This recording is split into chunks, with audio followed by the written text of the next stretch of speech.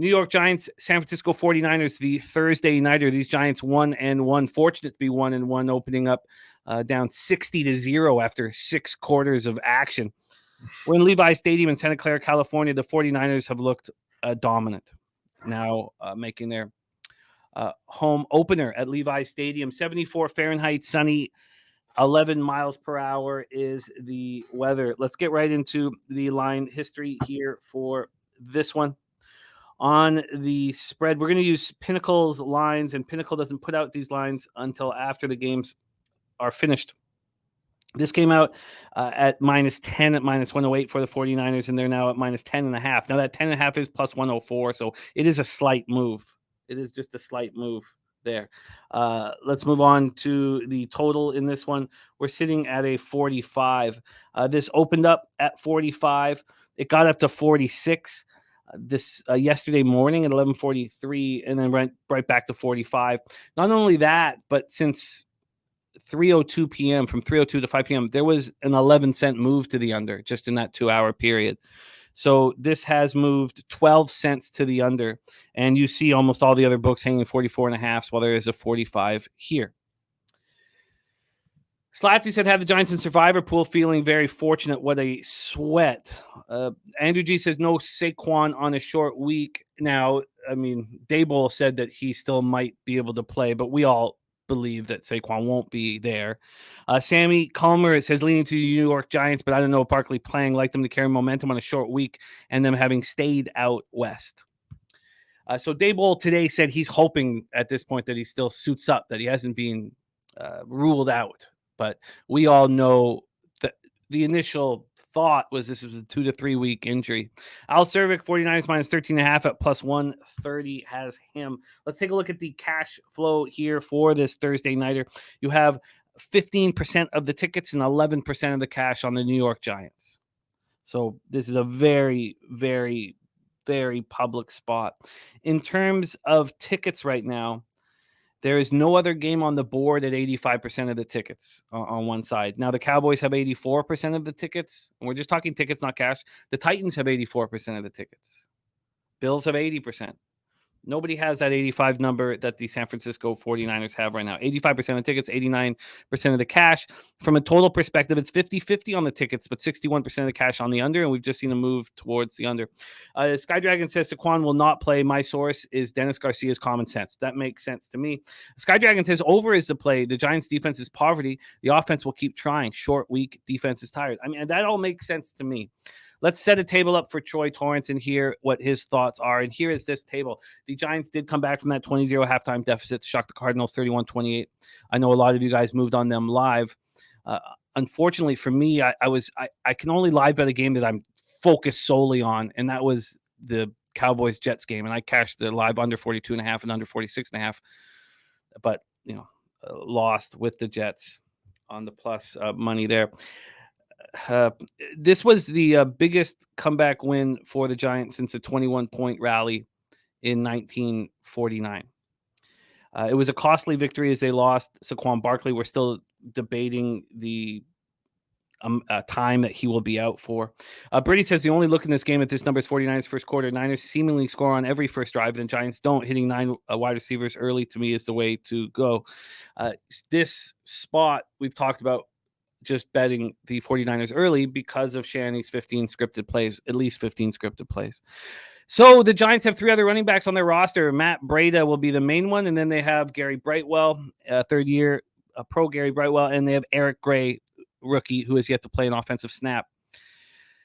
So Barkley had run 17 times for 63 yards and a touchdown. He caught 6 passes for 29 yards and a touchdown before he got hurt. He was everything. And last year, he was everything as well. He didn't miss a game due to injury for the first time since that 2018 Rookie of the Year season. And Breida is expected to be the guy here. 7-year vet, second-year Giant. And he also played for the Bills in 2021 when Daboll was the offensive coordinator. The Giants gave up 60 points before Jones turned things around and, ran for the touchdown, team's first points of the season. Third most points given up before scoring since 1950, the 60 points. Danny Dimes was 26 of 37 for 321 yards, 2 touchdowns, 1 interception. He also ran 9 times for 59 yards. Hyatt led receivers with 2 catches for 89 yards. And Darren Waller had 6 catches for 76 yards. We saw the horrific wide receiving group that they had last year in New York, and he's got a lot more weapons here. Now it's a much tougher schedule, and this is a really tough spot here. The offense put up 439 yards, went 7 of 12 on third down, 4 of 5 in the red zone. Now, the defense looked awful in the first half, but it did strengthen late. They still allowed a sad sack Cardinals offense to put up 379 total yards, run for 151 on them. So what will the 49ers do to them on a short week? So for the second straight week, these Giants were held without a sack. 0 sacks. They did manage 6 quarterback hits on Dobbs. Jason Pinnock was all over the field, 13 tackles, 3 of them coming for a loss. Andrew Thomas with the hamstring injury was inactive. There's a hope that he was inactive so that he could play here tonight on Thursday. And Brad Bredesen is in concussion protocol. So the hamstring injury for Andrew Thomas, if he's not there, it'll be Joshua Azudu again starting in his place. The 49ers come in off a tougher than expected 30-23 victory at the Rams. They were just 2 of 9 on third down, but they were outgained by the Rams, 386-365. Brock Purdy doesn't throw a touchdown, has a passer rating under 95, for the first time in his career, 17-25 for 206 yards. And Shanahan's taking a lot of heat for having McCaffrey out there for every single offensive play when they knew they were playing again on Thursday. Elijah Mitchell didn't see the field. He says Elijah Mitchell will play a lot more here on this game, which comes so quickly on the heels of the Sunday game. McCaffrey finished with 20 carries for 116 yards and a touchdown. He caught 3 passes for 19 yards. Deebo Samuel was monster, 6 passes he caught for 63 yards, ran 5 times for 38 yards. Now the defense just didn't look as mighty as it did in week 1. McVay's a sharp coach, and there's some dangerous young receivers on that Ram squad. Fred Warner had the only sack, and no one had 2 quarterback hits. Diamodor Lunur and Isaiah Oliver each had picks. And this depth of this 49ers cornerback group will continue to be tested. Samuel Womack is now on injured reserve. Womack was the only depth. Now, he didn't play much, but he was the only depth spot behind Lenoir, Oliver, Travarius Ward, and Ambry Thomas. So Darrell Luter, also rookie cornerback, is on the physically unable to perform list with a bone bruise as a result of a hyperextended knee. So Trey Swilling is being called up from the practice squad. Now, that will be more and more important if you're live betting this game. If you see one of those main 4 go down, you'll know that there will then be a practice squad guy playing a key spot in the secondary. Here we go. Take it away, Troy Torrence, our Thursday nighter, New York Giants at San Francisco 49ers. When I first seen this game on the card, I went and looked. I did it on Sunday, and I've seen the public and all the money starting to pour in on the Niners. And immediately made me want to look at the Giants. I mean, this is just a number where the double-digit number sometimes I just can't get past, and I just immediately want to look to the dog. But to beat the Niners, you got to do 2 things. You got to run the ball, and you got to stop the run. And with Saquon out, I know that's still questionable, but I think he's not going to play. With Saquon out and a run defense that is 28th ranked in the NFL, it's just really hard to start getting behind the Giants to any degree of confidence. Obviously, Jimmy touched on a bunch of stuff. Down 20-0 at half, worst 6 quarters in NFL history, and that's not even close.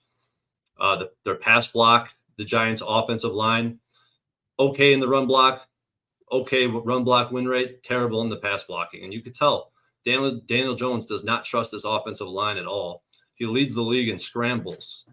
And one thing that the Giants don't have is a vertical threat, but what they were able to do and incorporate this week was Jalen Hyatt, who I was really high on. And I'm surprised he only got 2 targets in the first 2 games. But those 2 targets came in week 2, and he had 80 yards of receiving. I mean, they need the ability to stretch the field, and I think Jalen Hyatt could do that. Hopefully what he put on film will be enough to get him some more ticks. I think that's going to do a lot for this Giants offense, which is pretty weak. And, this Giants defense is just not good. I mean, they look piss poor across. When James Conner averages 5 yards a carry on you and the Cardinals rush for 150 yards, that tells you the state of the defense right there. Now, they did firm up, like Jimmy said, in the second half. Crushed them in the second half, but still, I mean, it's not enough for me to trust at this point. And when you look at the Niners, it's hard to find a hole. But there is one hole when you start digging through this team that I found. And it's with their offensive line, surprisingly. Look at the right side of that offensive line, the right guard, the right tackle. They combine to have the lowest average rankings, player grades in the NFL. And that's where all the pressure is coming from, because they also allowed the highest pressure rate in the NFL over the past 2 weeks. And that's kind of masked by a low amount of passing attempts, right? You don't get a lot of passes from Brock Purdy, and it's masked by a good running game. They are first in the league. I think they're first in the league in yards per carry right now. So yeah. And I don't, this Niners defense speaks for itself. The numbers are really good, but if there's one hole on the defense, it's in the run game. The run block win rate on the defensive line is below league average, well below league average. So, I mean, at this number, I think it's at 10 right now at most books. I think I could only look towards the Giants. If I was looking towards the Niners, I might lean towards first half, protect myself from the back door. But you start looking through some of these ATS trends with the Niners as big favorites. Past 3 years, they're 2-0 ATS as double-digit favorites. And that's in week 17 and 18 versus two teams that were clearly tanking. So you got to kind of throw that away. But they are 5-1 ATS at home over the past 3 years with a spread bigger than 7. So, I mean, it's a really tough game. I don't think I'm going to be involved in a side for the first time in a primetime game. I am surprised that this total is dropping. We saw the 49ers secondary look susceptible against the Rams, and I don't see why that wouldn't continue here. If the Giants can get to 20 points, this game goes over easily. Are you surprised that this is dropping right now down to 44.5? No, I'm really not surprised, because, I mean, the way the Niners defense looks, I mean, it's comparable to what the Cowboys have put out there, and we've seen what the Cowboys did to the Giants, albeit week 1, albeit in the rain. I think it makes sense that this total is going down, especially being a primetime game. There's a couple totals here that have moved in a direction I didn't expect. And, after taking it in the bottom mouth in week 2, I don't know if I'm have the confidence to go up against them. At this point, I don't want. I mean, look, Breda has a history with the Niners, and I know that this would be an enormous opportunity for him. And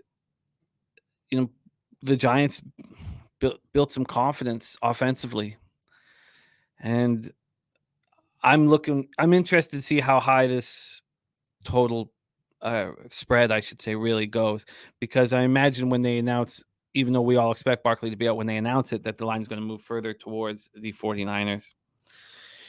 Sharpie says, with how bad the Giants O-line is and Shanahan in primetime smashing first half as he wants in and out with no injuries. Jared TG says, I could see it both ways. Wouldn't be surprised if Niners won like 28-10, though. Sammy Comer giving us a final score of 27-20. Harold Williams on the Niners first half -6.5. And Chris Mack looking at San Francisco team total over 27.5 at -125. I would look at the first half team total over for the 49ers. I would look at that first, because similar to what Sharpie's saying, there's always a, all right, we're up comfortably. We know how much heat Shanahan took for having CMC playing every single offensive snap. Elijah Mitchell will come in and they'll just start hammering in between the hash marks. So with all of this said and done, and instead of, look at some of these other teams. Look what happened last week look at the Colts. Jesus. Colts go up 28-10 at the half, and they only score 3 more points. Now, you would have cashed your team total overs, but the need to pile up offense is not as important as the need to leave healthy, especially when you just played 3 days ago. I guess when it all comes down to it, that 49ers first half team total over is the most appealing thing. We got to move on. This is a huge game, so we're going to spend a little bit more time on the Thursday nighter and the Sunday nighter, and, of course, the double up Monday spot here. But let me just quickly take a look at what the first half team total is on Pinnacle, and then we'll move on to the next game, and we'll try to speed things up a little bit. Here we go over at Pinnacle right now. 14. You love those when you can get under 13.5. The first, or sorry, get under that 14 at 13.5. And 13.5 is at Pinnacle, but it's minus 148. And that is probably too much juice here. So going to need more time to sit with the Thursday nighter here. But that would be the only thing that would really appeal to me is the 49ers first half team total over, or even a first quarter team total over. But those, you definitely want to start with the ball when you make that bet, and having a part of your bet being, held hostage by a coin flip is not an appealing thing. Anything else you want to touch on before we move on, Troy, my man? No, I'm ready to move.